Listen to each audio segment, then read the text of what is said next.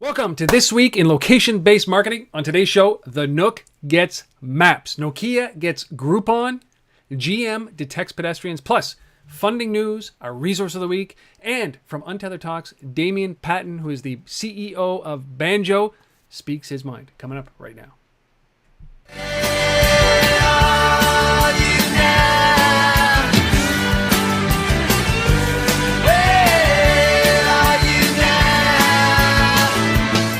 This is This Week in Location-Based Marketing. We're at episode number 89. It is August 5th, 2012. I think it's day 9 of the Summer Olympic Games in London. My name is Rob Woodbridge from UNTETHER.TV. With me as always, not from Toronto, not from anywhere in Canada. Surprise, surprise, from a hotel room in Chicago, Mr. Asif Khan. Buddy. Yes, Asif Khan from the Location-Based Marketing Association. And another great show. Lots of stuff to talk about. Some pretty cool stuff to talk about. What are you doing in Chicago? Busy times. What are you doing in Chicago?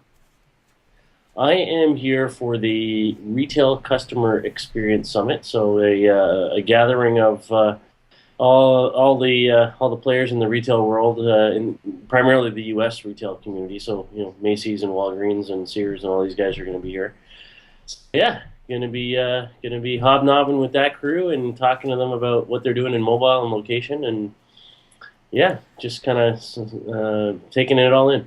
Well, it is obviously the focus has been so squarely on the Olympics this past week. Everybody has a social channel. Everybody's using mobile. All this kerfuffle around results coming out ahead of time, ahead of tape delay. It's very difficult to see it, but man, I watched Usain Bolt run this afternoon or this evening, and it was just a sight to see. But it always takes me back whenever I see the men's 100 in a Summer Olympic Games. I'm a Canadian. What does it take you back to? Not Donovan Bailey winning gold. No. Oh. Ben Johnson. Oh yeah. The absolutely the greatest moment in my life. It was a Saturday night. I will never forget where I was during that time. 979 Olympics. Beat Carl Lewis. World goes crazy. Monday morning, I'm in the halls of my high school, and what happens? Steroids killed it. Anyway, that's the Olympics. Yeah, it was pretty brutal. But anyhow. So listen, before we begin this, I've got to remind. I always remind people at the very end of the show, and it's like, you know what, the 9 people that are still there, including our parents, they benefit from it, but they're probably already doing it. But for those of you who don't, listen, there's a few things that I'd love you to do. One of them is get onto iTunes, go to do a search for This Week in Location-Based Marketing and subscribe. It is the best way to get this podcast, video and audio versions ahead of time, but make sure that you always have it so that on Monday morning, your commute, you've got this podcast. So go do that right this moment. The second thing, go there and rate it. Well, I would love it. We would love it. Asif and I would love it if you could rate this podcast. Go there right now. Give it a 5-star. If you're not going to give it a 5-star, if you're going to give it anything less, reach out to us and let us know what we can do. Before you rate it, let us know what we can do in order to be able to make sure that this is a 5-star podcast for you, except for replacing the host, right? The hosts. I think that's the only thing that we're not willing to do. So if that's the problem, well, we don't get paid enough for that. So there are a billion other podcasts you can go and take a look at. The other thing that I'd like to mention is what I'm going to pull up on screen right now here, which is something called Mobilize from GigOhm. If you're in the mobile space, this is a really great podcast. This is a really great event, September 20th and 21st in San Francisco. GigOhm is a great resource for people to go, to talk about everything technology, but this is really a thought-provoking, mobile-focused conference. And you know what's interesting about this is that I saw... long before Instagram was Instagram, Kevin Systrom was on the stage, and we got some insight into what he was doing with Instagram and the backstory about Instagram. This is long before, obviously, Facebook bought them for $1 billion plus. But it's a really great conference. It's worthwhile if you're around or in the area. I plan on being there. You guys should be there. If you use Untethered TV as a coupon code, you will get a 15% discount for this great conference. So, and if you just go to MobilizeConf, it's terrible, MobilizeConf.com, you'll get a little bit more information. So go there. I'm done pitching, but I strongly suggest that people go there. Get to iTunes, give us a 5-star, go to Mobilize by GigHome. Asif, what about you? Buddy, anything? No, if you're in Chicago, come out to the conference. It's at the Saks Hotel, so right down in the core. And other than that, a few other events I'll be promoting in next week's show. But for now, that's all I got for you. All right. So. Well, then promotion done.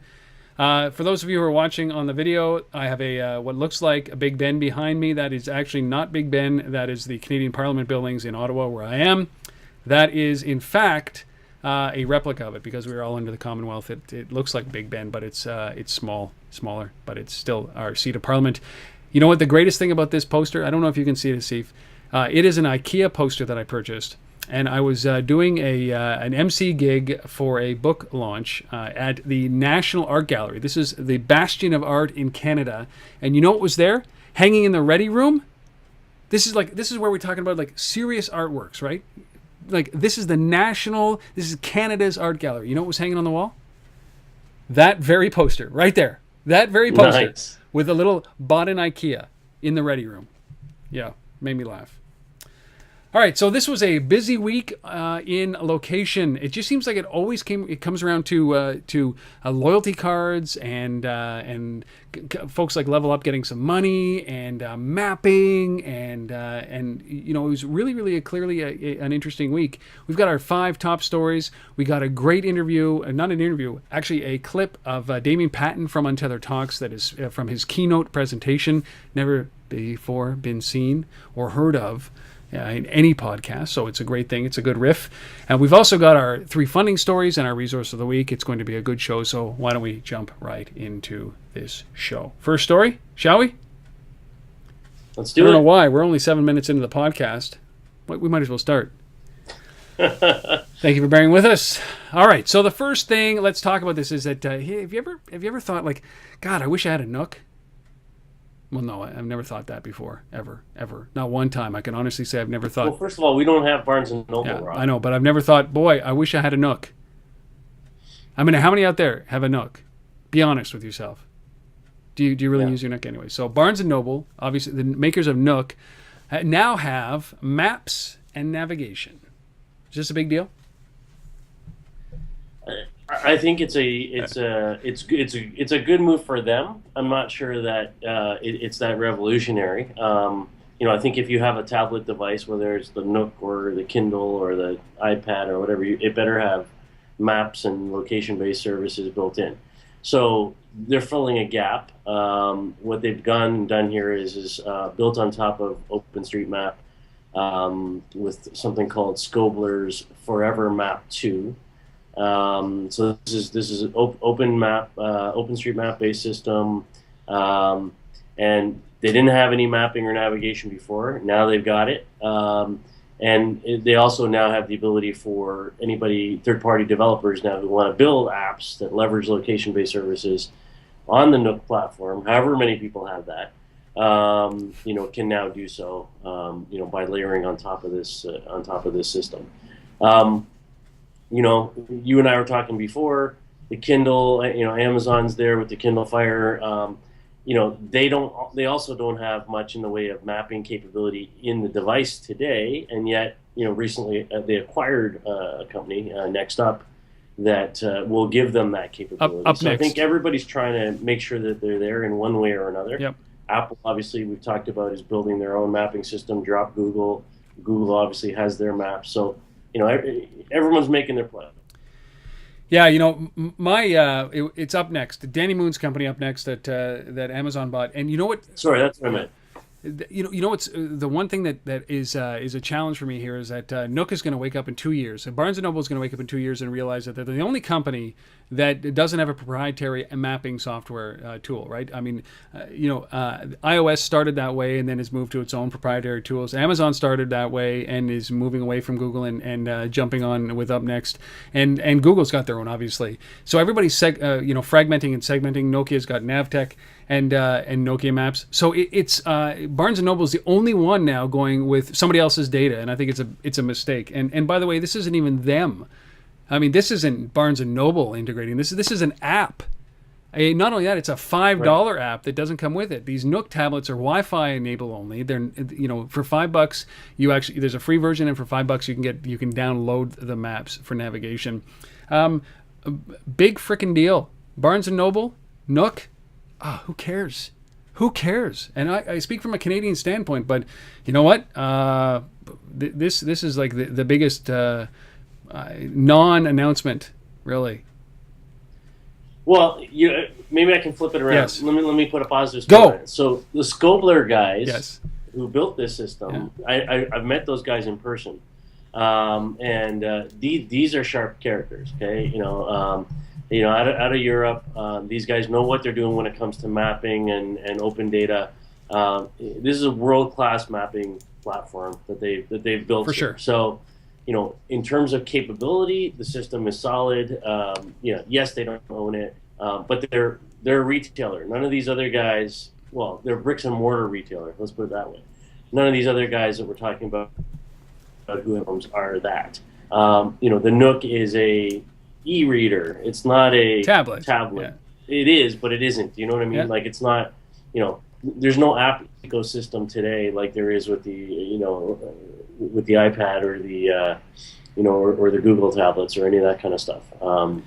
So it's a different market, I would say, and yet they recognize that Barnes and Noble is recognizing that it's got to be more than just an e-reader.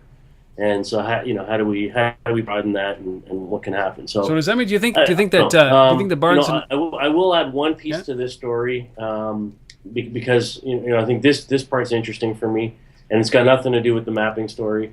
It's a Barnes and Noble edition. So in our resource that we're going to talk about later on today, we're going to be talking about gaming and mobile gaming and location. And Barnes and Noble were the first guys to jump on board with Rovio, with Angry Birds, around their Magic Places concept. So this is the idea, and I just wrote a piece about this for Street Fight Magazine. So if you go to streetfightmag.com, you'll see an article I just wrote this week on mobile and location-based gaming and how that connects with retailers and brands. And these guys were the first guys that partnered with them.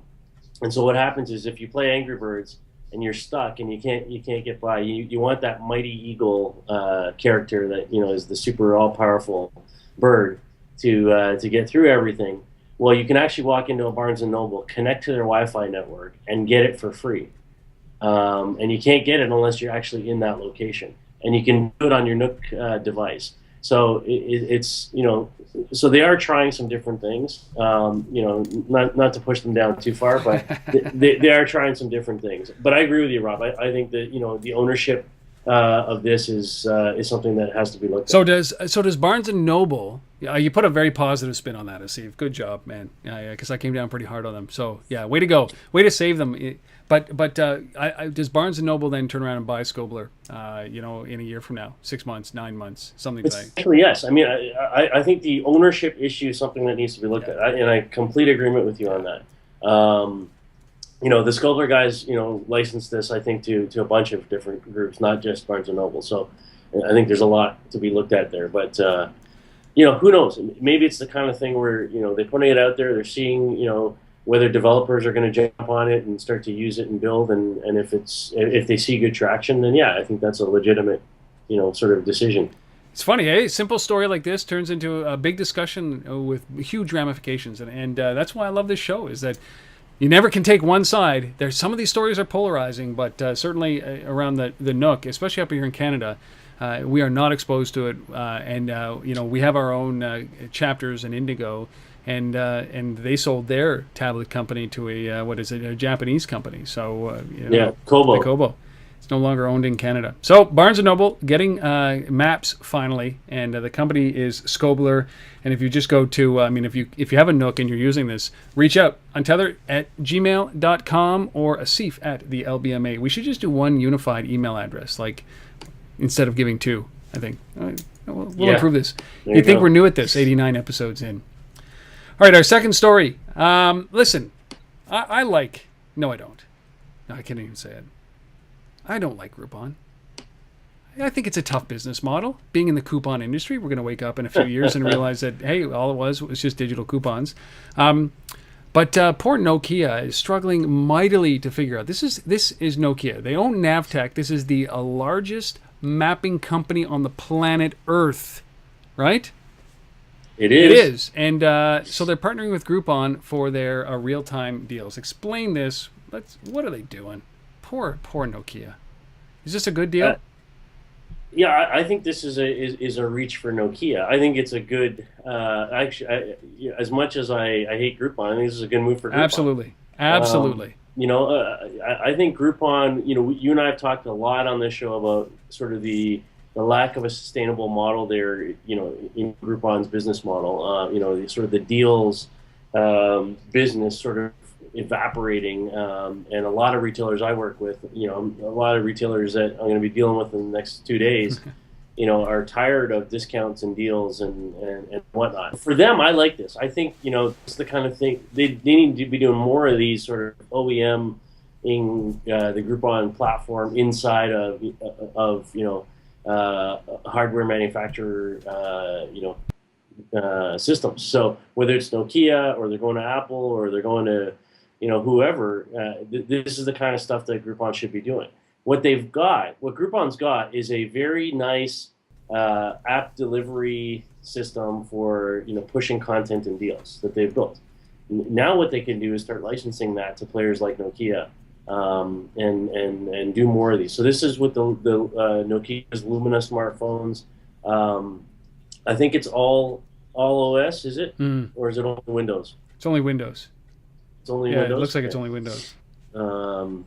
But this is an interesting one because it's a little explanation about it is that it's going to give you the real-time deals with on the map with a little G for Groupon, right? So yeah, it's the Groupon Now piece, right? But isn't that just standard on all other mapping systems? Doesn't Groupon have an open API that allows you to do that? I mean, what's so special about the Lumia and? No, they haven't been doing that at all. I mean, well, they should. As of right now, the only location-based stuff they have is their own Groupon Now piece. Yeah. So what they're saying is okay, well, yeah, now we built an API. We're building it in and layering on top of Nokia's maps. Didn't Foursquare get into this, though, with them as well? Aren't they partnered? Like, isn't Groupon partnered with a whole bunch of location-aware applications that do this? And yeah, but it's not layered on the map. Okay. That's the difference here. Okay. Right? What happens is with Foursquare is, yes, Foursquare had a relationship with Groupon. So you'd launch Foursquare, it would find out where you are, and then it would surface deals based on their own map. And they're layering. I think Foursquare is using Google Maps still inside of Foursquare, but the deal doesn't get displayed on the map in Foursquare, even if it's coming from Groupon. Okay, it just gets pushed in as a special or a deal as a content piece around you in a list.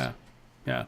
Well, this is an interesting. I mean, Nokia and Groupon. It's a discount stock and discount offer, right? It's something's going to happen here that. This is an interesting one. I think from a brand awareness standpoint, can you imagine Groupon purchasing Nokia? Is that in the realm of possibility at this point with the price? Not a chance. No, eh?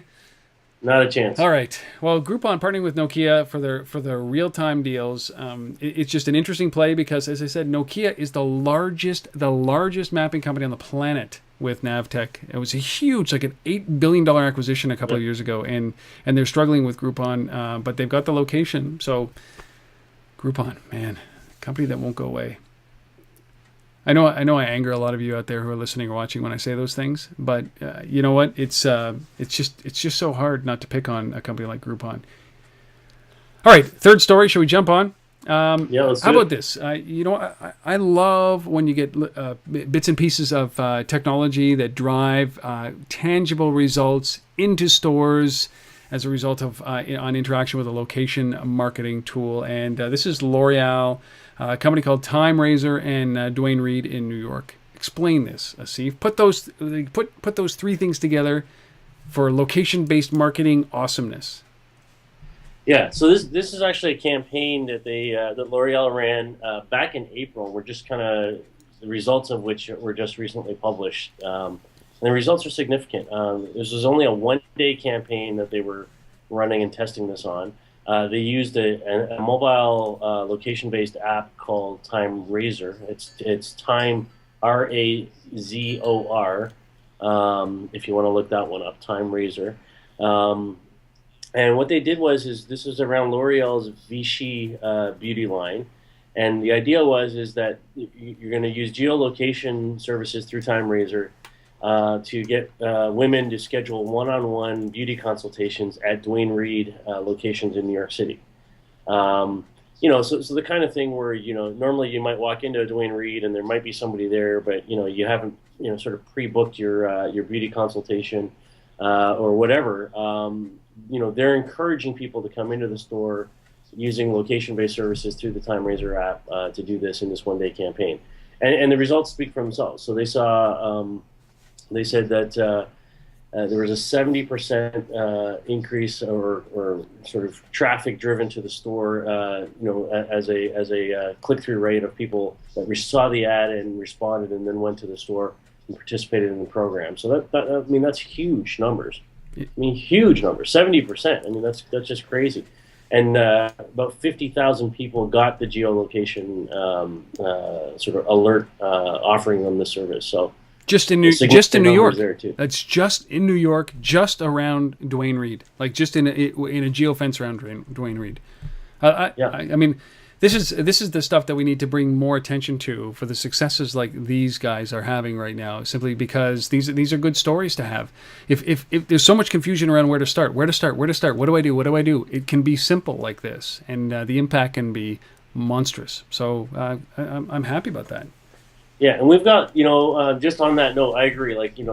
It's this willingness to share the successes and publish the data that, will make this, sort of more successful and more people willing to try and do things around this. And we've got some good case studies up on the LBMA site.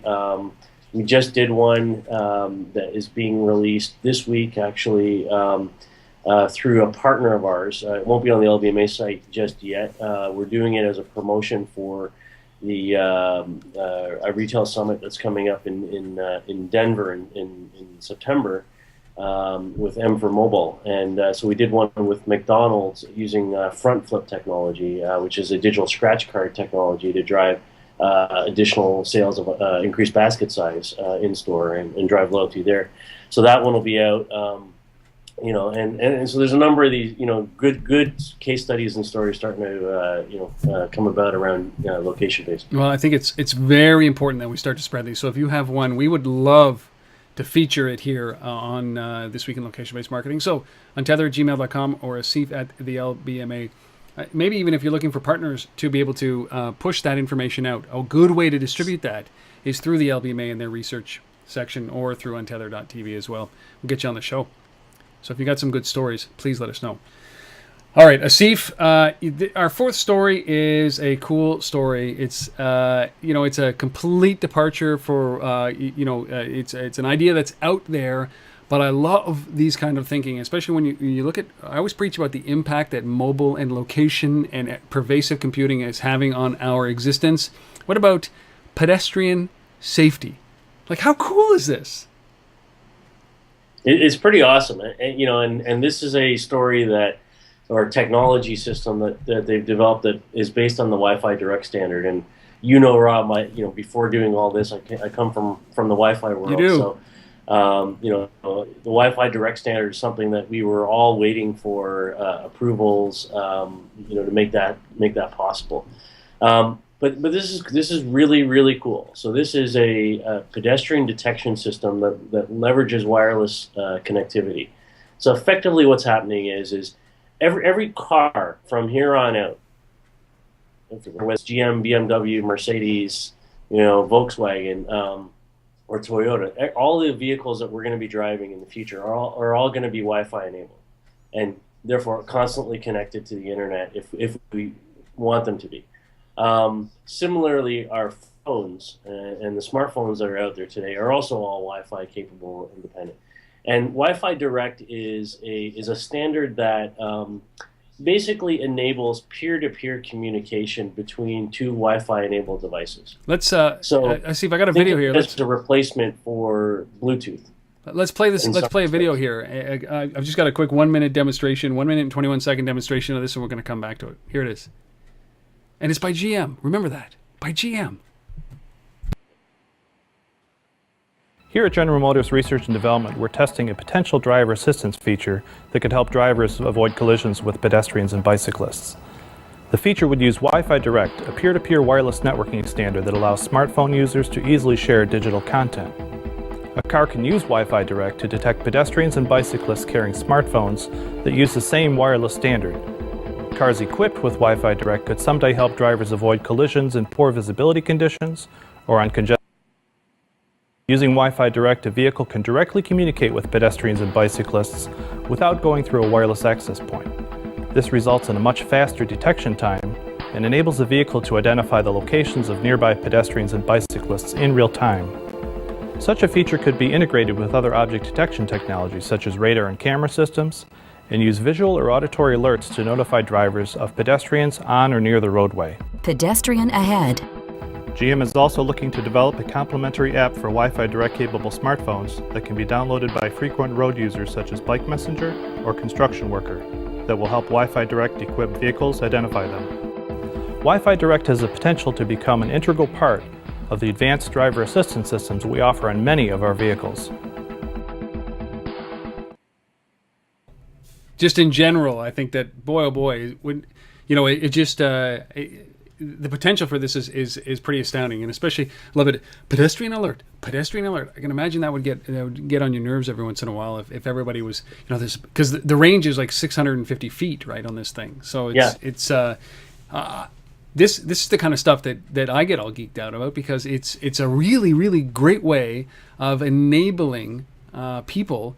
Instead of getting the Rick Mercer BlackBerry helmet, you can actually have this kind of connectivity, so you don't run into oncoming traffic. Yeah. It's a fantastic application of the Wi-Fi Direct standard. There's no question about it. And Ford does something similar already without Wi-Fi Direct. They use the standard sort of 802.11 Wi-Fi standard to do their stuff. But it's the detecting proximity to the next closest car. Right. So theirs is not a pedestrian system. It's not looking for smartphones, but the same kind of premise. But even if you're not talking about cars, think about this on, in a business context. You're on the floor of a trade show working in a booth, and you've got your Wi-Fi smartphone, set up to detect other people's smartphones that are walking by that might be relevant to your business. And pushing you a notification that way, maybe connected to LinkedIn's database or something like that. So, there's a lot of different ways that you can use this, and I think this is a fantastic application. So way to go, GM.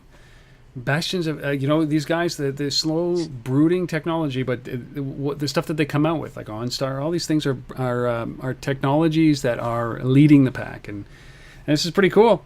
Wireless pedestrian detection technology.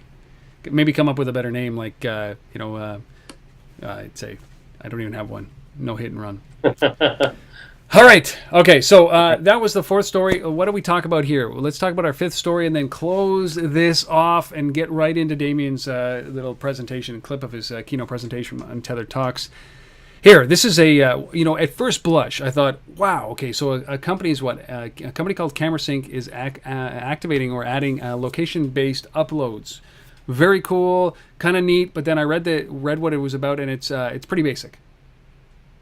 It is pretty basic, it's the kind of thing that I was actually, when I read it, I was like, it's a cool little feature, but it's sort of something that I kind of, when I read it, I'm like, well, in every little photo app, you know what I mean? Yeah. Like, it should sort of be a standard thing. It's good that they're doing it. I think it makes sense. So I'll explain what it is. So this is you take a bunch of photos, and then you come home from your vacation and you got like 600 photos, and you got to upload them to your machine so you can edit them or create your holiday slideshow or whatever it is you got to do. But you got to offload these photos from your camera. So CameraSync effectively is a location. They've added this location-based element that you geofence your property or your home, let's say, and the minute your device comes inside of that, after you've been away, it automatically starts uploading the photos to Dropbox or Flickr or wherever you want them to go. So you set up your profile effectively, and then based on a geofencing model, once you arrive back inside the geofence, you just plug in and away you go. So it's kind of like just doing it without you having to remember to do it. Yeah, and you're right. This should be standard in every app.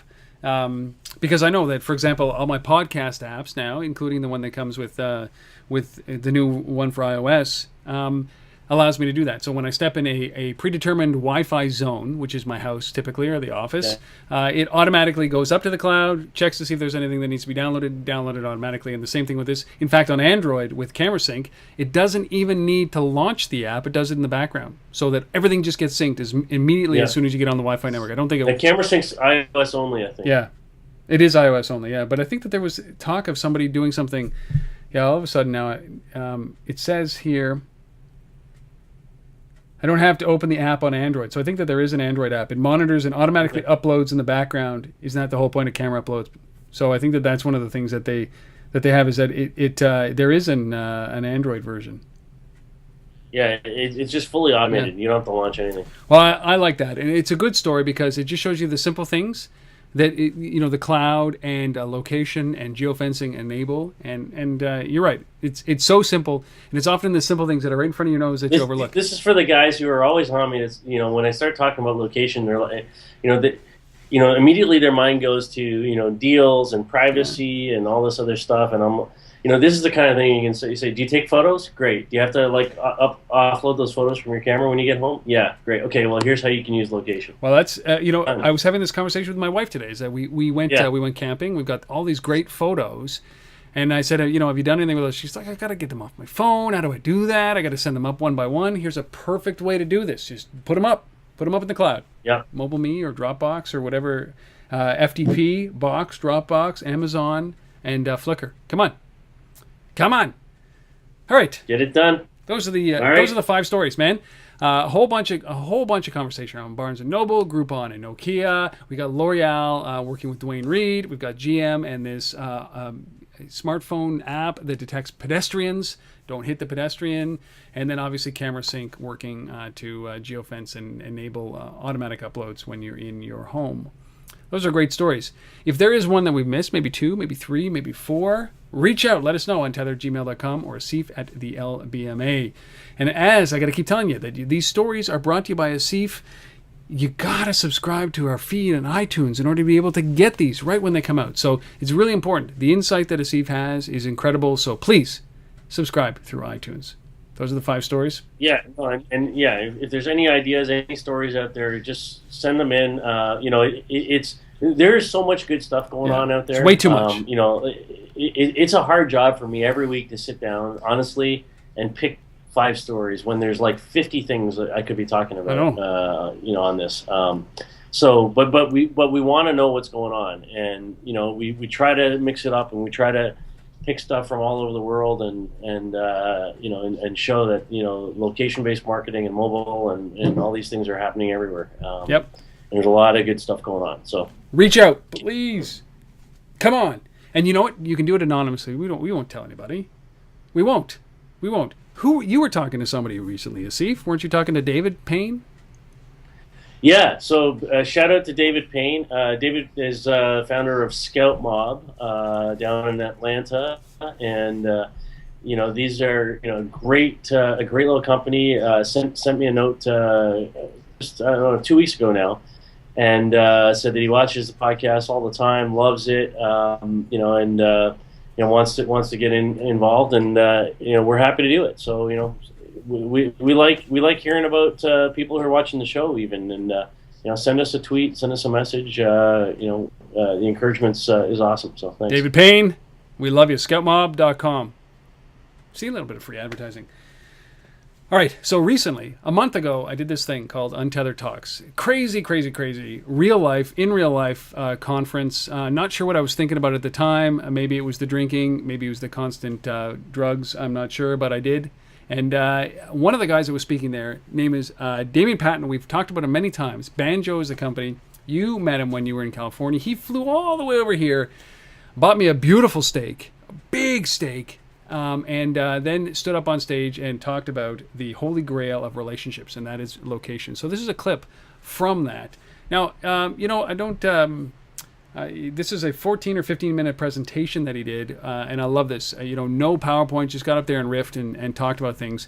You can find this entire presentation, the whole thing, everything, up on Untether.tv. There's a little link up at the top that says Untethered Talks Mobile Summit. It's going to cost you, if you weren't there, it's going to cost you a little bit of money. It helps to support the cause, which is Untether.tv, and maybe do a couple of more of these events. It was a great event. If you were there, this is free for you. You should have received an email in your username and password in the email. But listen, go to Untether.tv. It's Untethered Talks Mobile Summit. It's a link near the top. But this is a clip from that very presentation of Damien riffing about the Holy Grail of Relationships being location. Here is Damien Patton. Huge fan of this guy. Enjoy. And so I want to talk about different types of advertising in mobile and social, because I think there's an opportunity for us to think about it differently than we did with, let's just say, traditional web advertising. So first of all, how many of you, again, were with media or advertising or non-startup stuff? So quite a few, right? Yeah. So what kind of other advertising can we do on mobile that's not going to overstimulate, or what we call burn out the audience through, let's say, like Google ad blindness now?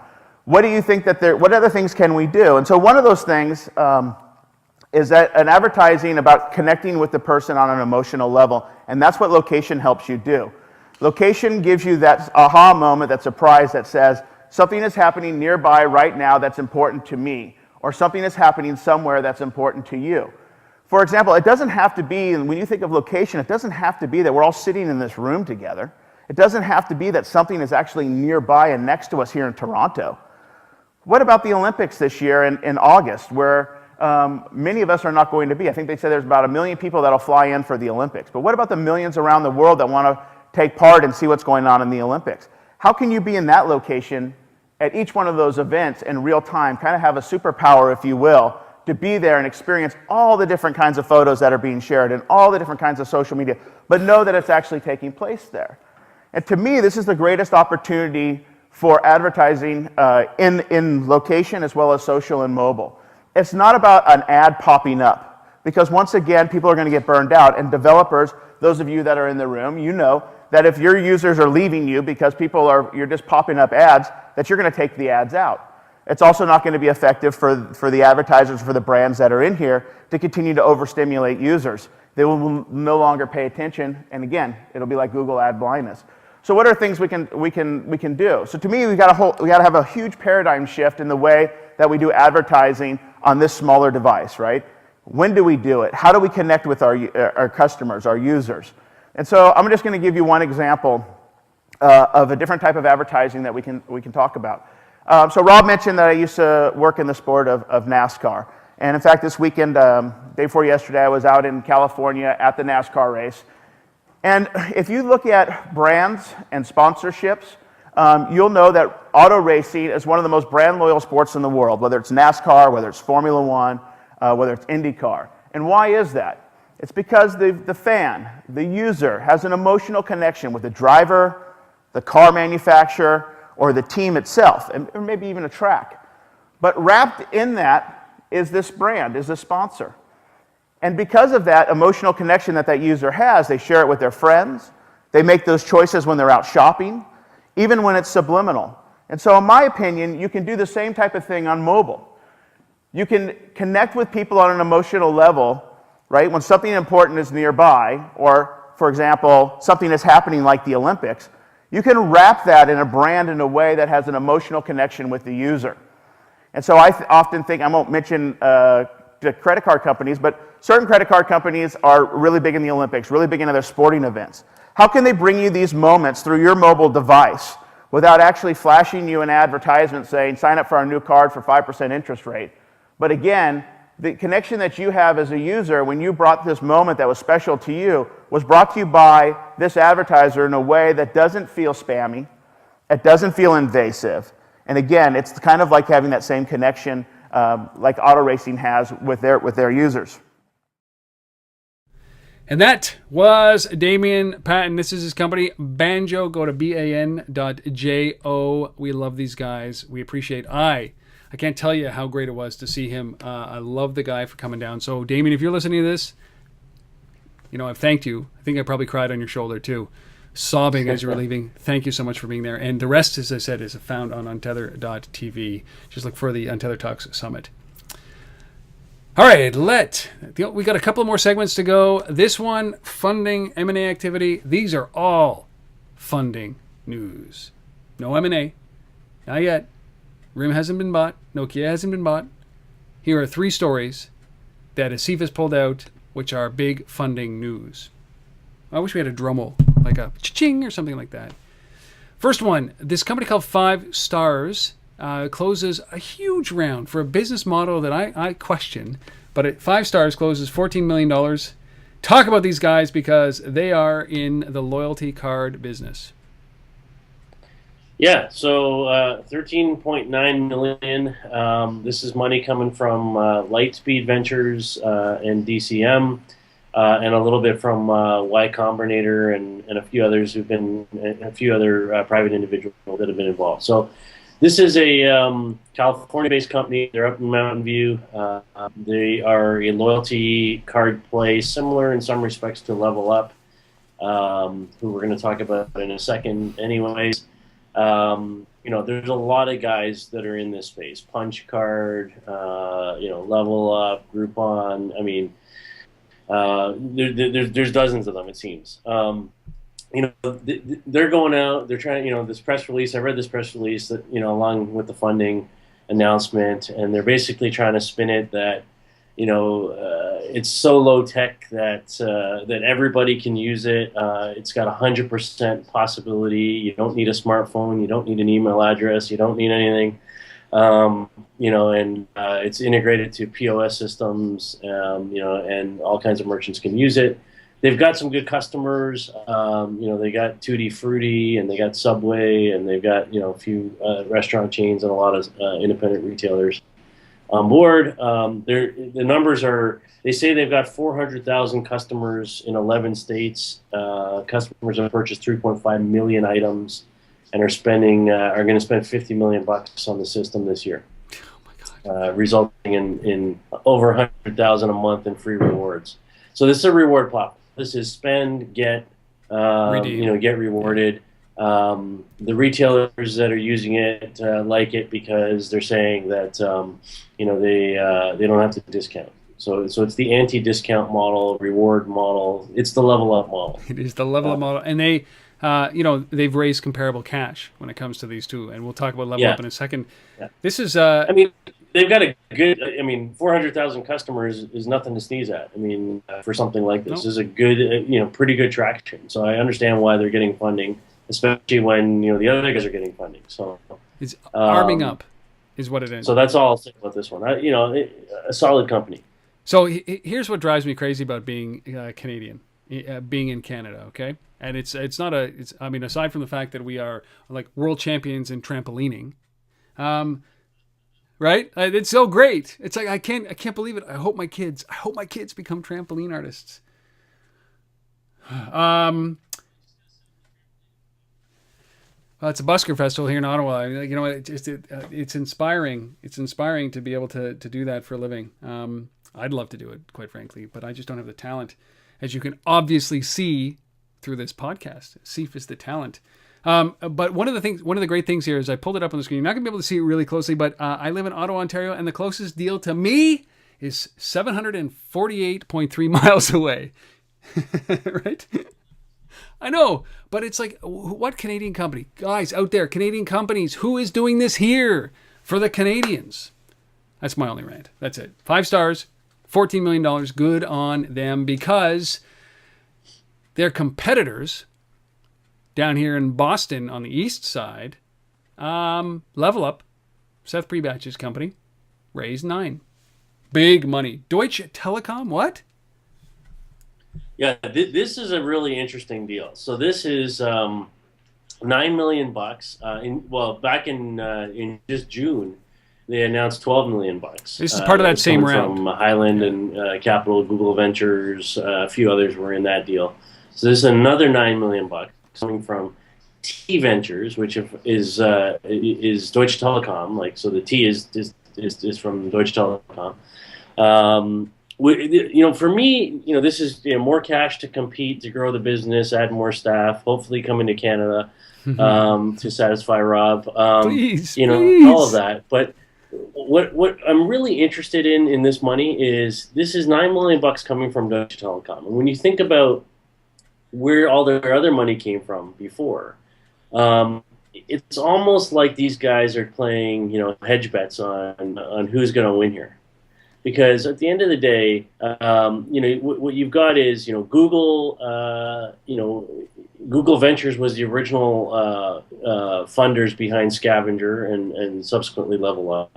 Now you got Deutsche Telekom coming in and putting $9 million in here, when Deutsche Telekom is one of the backers of the ISIS project, or T-Mobile is one of the backers of the ISIS project in the U.S. So they're funding that, and they're funding a competitor to ISIS.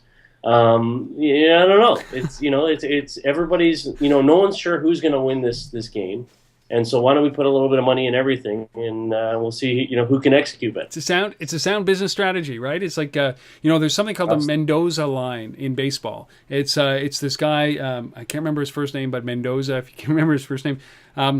But he batted under 200. He batted 198. This is also a famous New York Mets baseball player, Dave Kingman, always batted always batted under 200, but hit 40 home runs, so they kept him. But it's the Mendoza line, and it's the same thing with investing, right? For every 10 investments that you make, 2 succeed, kind of like 6 die, and that leaves 2 as living dead that succeed but don't really give a return. So it makes sense that these guys are hedging across all these different bets, and it's the same guys. Like famously, the investors of Instagram pulled their money and went to a different company and put their money in that different company because they didn't have a lot of faith in it. So everybody's hedging here, and I think that's exactly what you have to do. You have to hedge. But I love what you brought up there. It's so cool. Is that you've got the guys who are behind or funding ISIS, and then you've got Google who is doing their own stuff, and somehow it's like through 2 degrees of separation, they're funding the same companies that are ultimately going to compete against each other and give one an advantage over the other. But it's all this incestuous like goop that's happening right now, and I think it's pretty cool. Sure. Man, anyhow, it's Mario, by the way. I looked it up. It's Mario Mendoza. Yeah. Thank you. Yeah, Mario Mendoza, the Mendoza line in baseball. And just so you know, my lack of talent not only is contained in podcasting, video podcasting, guitar playing, video and computer programming, but it also is in baseball. I love that sport, but it should be called the Woodbridge line because it's like 0.95. Like basically I bat under 100. Now, see, that was my sport. That's what I played all growing up was baseball, so... Boy, yeah. I wasn't allowed to play hockey. Oh, I played baseball. Asif, I played. I was just never good. Yeah, well, there you go. I was all right. So LevelUp raises $9 million, and in addition, this is part of that $21 million fund. Good on them. I love Seth. I want him back to have a conversation on this podcast. So if this is what it takes, please, Seth, come on. Talk about the $9 million. Talk about your strategy. Talk about this whole Deutsche Telekom deal. Last story in the funding. We got a video for this company called Plink. So let's see what they do, and then we're going to come back and talk about this deal. Here's why linking your card is safe and secure. Okay, so you love the idea that buying a burger and fries or a new pair of shoes can earn you a whole bunch of rewards. Now you're probably wondering why we need to link a credit or debit card. It's simple. We link your card to your Plink account only to match your offline purchases with our partner brands and award you the rewards you've earned. That's all. When you link a card, the first step is to select the bank that issues your card. Next, select a credit or debit card of your choice. Then, you enter your login credentials, usually your username and password. It's the same information you use every time you log into your bank account. Your login information is then encrypted and only used by an automated system to identify your transactions and give you rewards. Plink will never charge your card. In fact, Plink will never ask for your credit card number or ever have access to it. By linking your credit or debit card, you're establishing a read-only connection that allows us to see which of our partners you've dined or shopped with. This way, we can confirm your purchases and deliver the rewards you've earned. When you register with Plink, your login credentials are protected with bank-level encryption. So rest assured, linking your card to Plink is secure and safe. Link a card today and get started earning tons of rewards just for shopping and dining at your favorite stores and restaurants. Eat, drink, Plink. And eat, drink, Plink. Yeah, I mean, obviously, all three of the funding stories are in the same category here. So this is yet another rewards play. $3 million. They've raised $4 million in total. This company's only been around since January. They got 50,000 customers already. They've got some huge brands on board that are using this: Arby's, Dunkin' Donuts, Quiznos, Macy's. I mean, 7-Eleven, Cinemas, 7-Eleven, Outback, Burger King. I mean, Taco Bell. Tons of guys on this platform. I actually like this one a little bit more in some respects than the 5-star one that we talked about. Just in the sense of it's very clear for the consumer. Spend 15 or spend $15 to get 150 points. There's this clear thing of spend this, I get that, and then you sort of can you got a clear path to how you redeem those points. So. Not that there's anything wrong with the 5-star one. I think the model there is good too. I just think this one's even simpler in some respects. I mean, there's no point-of-sale integration, though. Yeah, exactly. But it works like a typical, points, card. So, and I think that's fine. These are all it's a perfect storm. I think that with 35,000 customers here, or 35,000 locations here, 400,000 locations for 5-star, and a whole bunch for LevelUp. I'm not sure how many they actually have. I didn't look it up. There's enough room for all of these guys because there's 28 million businesses in United States and 9 million or something to that extent in Canada. So. There is a big opportunity, global opportunity for this kind of stuff. So Plink raising $3 million. Plink.com. So yeah, LevelUp.com, and 5-stars is 5stars.com. So yeah, the LevelUp, TheLevelUp.com. I wouldn't want to send you somewhere else. Yeah, so those are the funding stories, all in the same space. Interesting enough. I love it.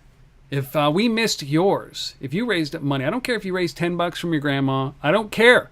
Let's get it on the show here. Reach out, untethered@gmail.com or Asif at the LBMA. We'll even have you on a guest. If you've raised $10 from your grandmother to start your business, you got a guaranteed spot. If you admit to that on air, we'll have you as a guest. Untethered@gmail.com. Mercifully, we are at the resource of the week, Asif. Can you believe it? Sure. Can you believe it? We started, like it would almost seems like 9 hours ago. It just flew by like this. We're almost done here, folks. Thanks for hanging in. The last piece here. This is an LBMA. This you can find it on the LBMA.com/research. It is. Why don't you explain it?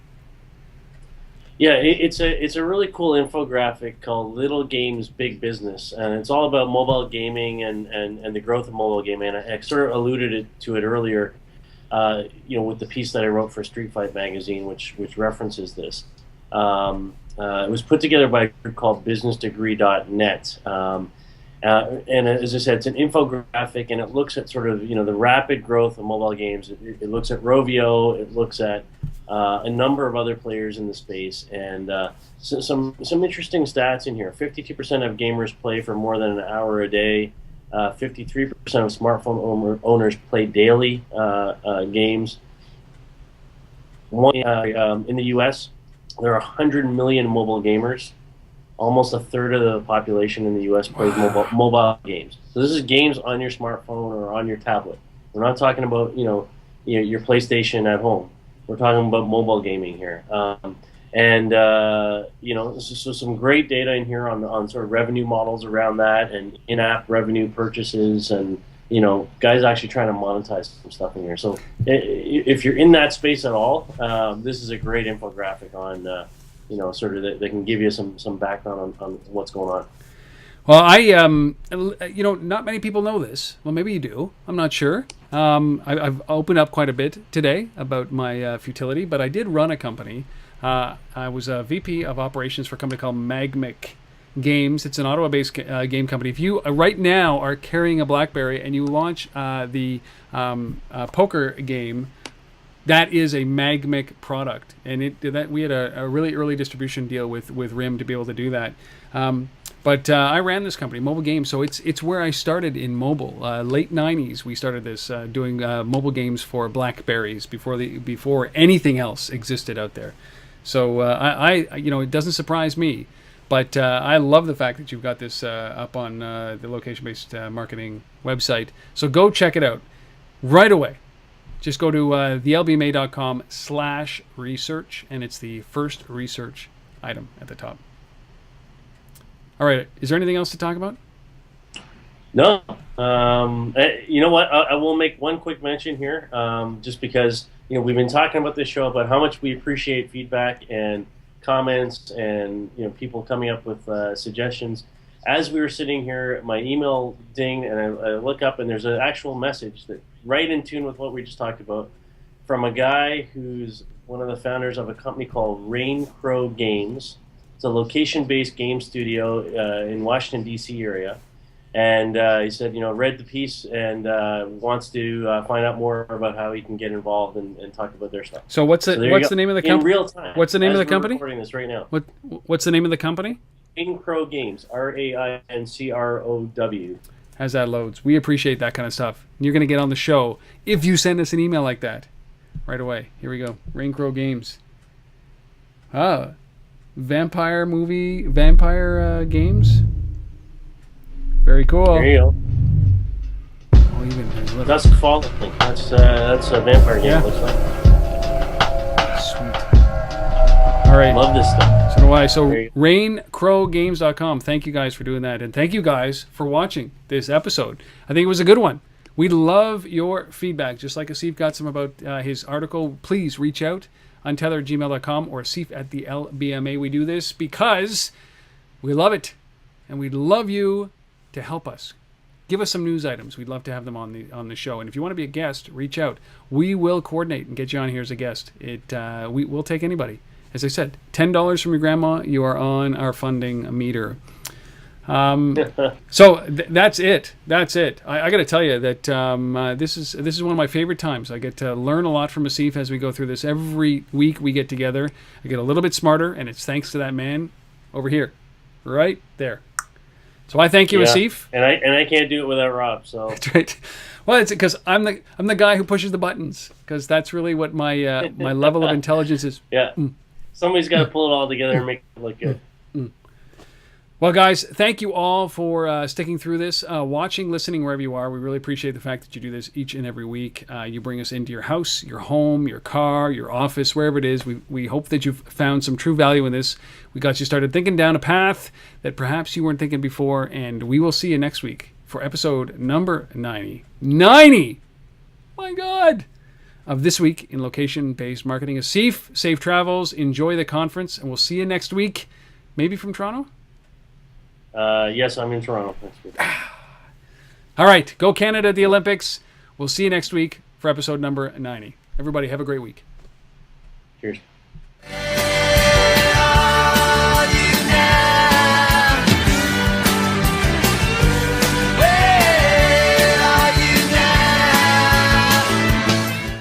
This is the week. How can I screw that up?